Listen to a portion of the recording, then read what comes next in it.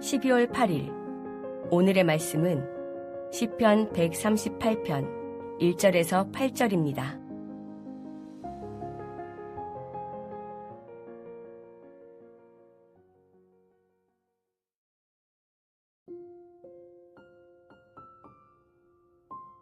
내가 전심으로 주께 감사하며 신들 앞에서 주께 찬송하리이다. 내가 주의 성전을 향하여 예배하며 주의 인자하심과 성실하심으로 말미암아 주의 이름에 감사하오리니 이는 주께서 주의 말씀을 주의 모든 이름보다 높게 하셨음이라. 내가 간구하는 날에 주께서 응답하시고 내 영혼에 힘을 주어 나를 강하게 하셨나이다. 여호와여, 세상의 모든 왕들이 주께 감사할 것은 그들이 주의 입의 말씀을 들음이오며 그들이 여호와의 도를 노래할 것은 여호와의 영광이 크심이니이다. 여호와께서는 높이 계셔도 낮은 자를 굽어 살피시며 멀리서도 교만한 자를 아심이니이다. 내가 환난 중에 다닐지라도 주께서 나를 살아나게 하시고 주의 손을 펴사 내 원수들의 분노를 막으시며 주의 오른손이 나를 구원하시리이다. 여호와께서 나를 위하여 보상해 주시리이다. 여호와여, 주의 인자하심이 영원하오니 주의 손으로 지으신 것을 버리지 마옵소서. 시편 138편 1절에서 8절 말씀을 함께 묵상하겠습니다. 느헤미야서 묵상을 마치고 어제부터 다음 주 목요일까지 시편 말씀을 묵상합니다. 전에도 제가 말씀드린 적이 있는데요. 저는 시편 묵상이 조금 어렵습니다. 내용 파악이 어렵다기보다는 시를 쓴 시인의 마음을 쉽게 공감하지 못해서입니다. 그런데 제가 최근에 마음에 큰 어려움을 경험하고 나서는 이 시편이 전에보다 훨씬 크게 와닿기 시작했습니다. 너무나 공감이 되고 그리고 시인의 마음이 구구절절히 전달이 되더라고요. 성도 여러분들도 시편을 묵상할 때 먼저 시편을 쓴 기록자와 배경을 살펴본 후에 시편을 시로 읽으면서 시인의 마음을 공감하시면서 묵상하시면 시편 묵상에 도움이 되실 것입니다. 특별히 시편은 연을 나누어서 그 한 연에서 시인이 말하고자 하는 마음, 즉 주제와 중요한 시상, 시어를 연결해서 살펴보시면 의미가 많이 공감되실 것입니다. 시편에서 나오는 한 단어 한 단어는 시인의 마음을 함축하고 있기 때문에 그 단어를 깊이 묵상하고 음미하는 것이 중요합니다. 오늘 우리가 묵상할 시편 138편은 시편 145편까지 내용적으로 이어지는 시편이고요. 시편 138편 6절에서 8절은 시편 139편의 주제를 잘 요약하고 있습니다. 이제 시편 138편을 묵상하겠습니다. 오늘 시편은 3개의 연으로 나누어 묵상할 수 있습니다. 1연은 1절에서 3절로 하나님을 향한 감사 시이며 2연은 4절에서 6절로 세상의 모든 왕이 하나님의 도를 깨닫길 간구하는 단락이고 3년 7절 8절은 환난 중에 건지시길 바라는 내용입니다. 첫 번째 연 1절에서 3절을 묵상하겠습니다. 시인은 전심으로 주님께 감사합니다. 시편을 묵상하다 보면 전심이라는 단어가 자주 나오는데요. 이 전심은 모두, 전체, 완전함을 의미합니다. 그러니 전심은 나의 모든 것, 지, 정, 의, 나의 삶, 인생 모든 것을 뜻하는 것이죠. 그런 마음으로 주께 감사하고 있습니다. 이렇게 감사하고 있는 이유는 시인이 성전을 향해 나아가며 성전에 임재하시는 하나님을 일상과 삶에서 만나고 그 하나님의 도우심을 얻었기 때문입니다. 우리가 지난주 목요일날 느헤미야 말씀 묵상을 할 때 성벽 봉헌식에 참여하는 백성들의 기쁨을 살펴보았지요. 그때를 생각하시면서 오늘 시편 본 단락을 묵상하시면 좋을 것 같습니다. 1절에서 3절에 여호와 하나님을 향한 시인의 행위를 한번 보십시오. 주께 찬송하겠습니다. 성전을 향하여 예배하겠습니다. 주의 성실과 인자함과 이름으로 감사하겠습니다. 라고 고백합니다. 시인은 하나님을 향하여 찬송과 예배와 감사를 올려드리고 있습니다. 이렇게 찬송과 예배와 감사를 하는 분명한 이유가 2절 하반절에 기록되어 있는데요. 주께서 주의 말씀을 모든 이름보다 높게 하셨기 때문이라 합니다. 그래서 내가 간구하는 날에 주께서 응답하시고 내 영혼에 힘을 주어 나를 강하게 하셨다고 고백하지요. 여기서 주께서 모든 말씀을 모든 이름보다 높게 하셨다는 의미가 어떤 뜻일까요? 여기서 이름은 일반적으로 명성을 뜻하는데요. 세상의 어떤 명성보다도 주의 말씀이 더 높다는 의미입니다. 주의 말씀이 더 높다는 의미는 3절에 기록되어 있죠.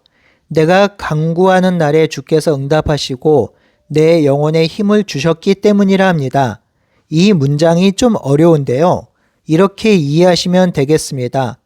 하나님의 말씀이 세상의 모든 이름보다 세상의 명성보다 더 높으시고 위대한 이유는 그 말씀이 나를 살리고 그 말씀이 나를 일으키고 그 말씀이 나를 회복하고 그 말씀이 나를 강건하게 하셨기 때문이라는 것이지요.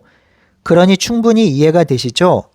하나님의 말씀이 위대한 것, 하나님의 말씀이 이 땅에서 가장 존귀한 것은 하나님의 말씀이 땅에 떨어지지 않고 성취되며 나를 그리고 우리를 이끌고 있기 때문입니다. 그래서 이사야 선지자는 하나님의 말씀에 대해서 이렇게 고백합니다. 이사야서 40장 8절입니다. 풀은 마르고 꽃은 시드나 우리 하나님의 말씀은 영원히 서리라. 이 말씀으로 지어진 찬양도 있지요. 이 세상의 모든 것은 사라지고 없어지지만 우리 하나님의 말씀은 영원합니다. 그 이유는 말씀하신 화자, 즉 말씀하신 여호와 하나님이 영원하시기 때문입니다. 그 말씀을 이루시는 하나님, 그 말씀을 성취하신 하나님을 신뢰하고 믿기에 시인은 하나님을 향하여 감사하고 찬양하고 예배하는 것입니다. 사랑하는 성도 여러분, 다이아몬드와 금이 왜 사람들로부터 사랑을 받나요? 희귀하기도 해서 그렇기도 하지만 변하지 않기 때문입니다. 그래서 최고의 사랑은 변하지 않는 사랑이라고 하지요. 우리 하나님이 그러하십니다. 하나님이 우리를 사랑하신다고 말씀하셨고 우리를 인도하신다고 약속하셨기 때문에 그 약속과 언약이 변하지 않을 것이라고 시인이 고백하고 있는 것입니다. 그래서 오늘 1절 하반절에 하나님께서 인자와 성실하심으로 우리를 붙들 것을 믿고 있는 것이죠. 그러니 오늘 하루도 하나님의 인자와 성실하심에 기대어 우리를 인도하시는 하나님을 붙들고 그 말씀으로 승리하며 위로를 누리는 하루가 되길 바라고 소원합니다. 둘째 단락 4절에서 6절 말씀을 묵상하겠습니다.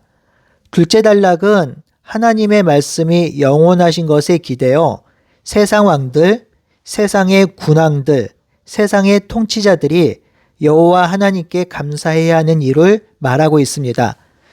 그것은 그들이 주님의 입에서 나오는 말씀을 들었기 때문이라 합니다. 또한 그 왕들이 여호와의 도를 노래하는 이유는 여호와의 영광이 크기 때문이라 합니다. 여기서 시인은 정말로 놀라운 고백을 하는데요. 하나님이 이스라엘만을 다스리는 하나님으로 제안한 것이 아니라 열방의 하나님, 온 땅과 온 나라의 하나님으로 격상시키고 있기 때문입니다. 사실 다른 민족들 입장에서는 불쾌하기 짝이 없겠지만 시인이 볼 때는 하나님의 통치와 다스림이 이스라엘 땅에만 미치는 것이 아니라 열방과 군왕들, 세상의 왕들에게 미치고 있음을 고백하고 노래하는 것이지요. 정말 위대한 고백입니다. 자주 말씀드리지만 고대 근동의 신에 대한 인식은 한 지역의 지역신이었습니다. 당시 신은 자기 나라, 자기 땅, 자기 민족만을 다스린다고 여겼고 그러한 신이 아주 많다고 여겼습니다. 그런데 오늘의 시인은 하나님을 만왕의 왕, 만주의 주로 고백하며 여호와 하나님이 온 땅을 다스리는 분임을 고백하고 있습니다. 그런데요, 이 고백에 근거할 때 저의 눈에 강력하게 들어오는 고백이 있습니다. 바로 6절입니다. 여호와께서는 높이 계셔도 낮은 자를 굽어 살피시며 멀리서도 교만한 자를 아신다는 고백입니다. 하나님께서는 높이 계시고 위대한 분이시니 이 세상 멀리 계신 분이 아니라 그 위대하시고 영광스러운 하나님이 이 땅과 이 땅의 사람들의 인생 가운데 계시다는 것입니다. 그래서 낮은 자를, 가난한 자를, 공공한 자를, 핍절한 자를, 아픈 자를, 슬퍼하는 자를, 외로운 자를, 고통받는 자를, 외면당하는 자를, 통곡하는 자를, 소외하는 자들을 돌아보시고 함께 하신다는 것입니다.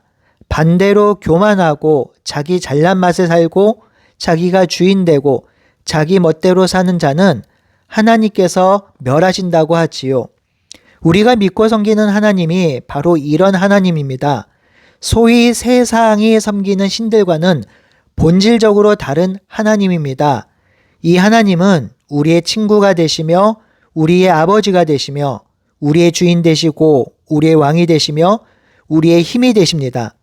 그러니 이 좋은 하나님, 이 귀한 하나님, 이 멋진 하나님을 사랑하고 붙들고 살아가는 한 주가 되길 바랍니다. 셋째 단락은 7절에서 8절 원수들의 분노에서 살펴주시는 하나님을 노래하고 있습니다. 이제 시인은 세상 왕들이 하나님을 찬양할 것임을 기뻐하고 노래하며 그리고 가난한 자들을 굽어 살피시며 그들을 돌보시는 하나님을 노래하고 찬양합니다. 그리고 이제 하나님의 시선을 자기 자신에게 돌립니다. 세상 왕들의 하나님이 되시며 또한 가난한 자를 돌보시는 하나님이 되시니 자기 자신을 구해달라고 고백하지요. 이렇게 고백할 수 있는 근거가 1절에서 3절과 4절에서 6절이 되는 것입니다. 하나님은 세상 신 중의 신, 왕 중의 왕이시니 그럴 만한 능력이 있는 분이시며 가난한 자와 연약한 자를 세우시는 하나님임을 알기에 자신이 원수에서 당하는 환난과 고난과 어려움을 이기게 해달라고 노래하는 것입니다. 시편 138편은 18세기에서 20세기 신학자들이 품었던 의구심에 답을 합니다. 바로 초월적 하나님, 즉 온 세상을 만드신 광대한 하나님이 내재적 하나님, 즉 인간의 사소한 일상에 개입하시는가, 이것이 아주 중요한 신학적 주제였습니다. 초월적인 하나님은 내재적 하나님이 되지 않는다는 것이죠. 하지만 오늘 시인은 초월적 하나님이 내재적 하나님으로 우주를 운행하시는 분이지만 그 하나님이 내 인생과 삶도 운행하고 있음을 고백하는 것입니다. 사랑하는 성도 여러분, 이것이 우리의 신앙 고백이죠. 우리가 섬기는 하나님은 온 우주를 만드시고 운행하시는 하나님이지만 우리 삶을 인도하시고 함께하는 분입니다. 그 이유는 하나님의 백성 한 명 한 명이 온 우주보다 귀하며 온 우주보다 다스리기 어렵기 때문입니다.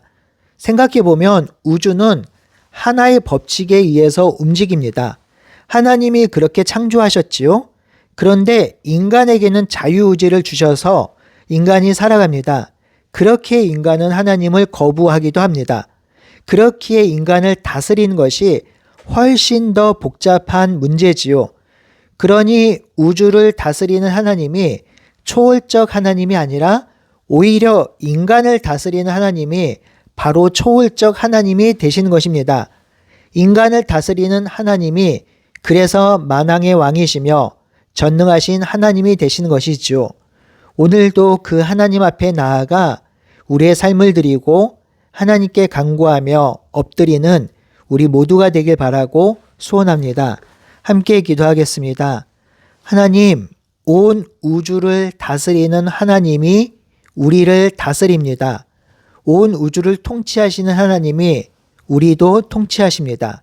그 하나님을 전적으로 신뢰하게 하여 주시고 그 하나님을 사랑하며 하나님과 동행하며 살 수 있도록 인도하여 주시옵소서. 그 아름답고 위대하신 하나님을 찬양합니다.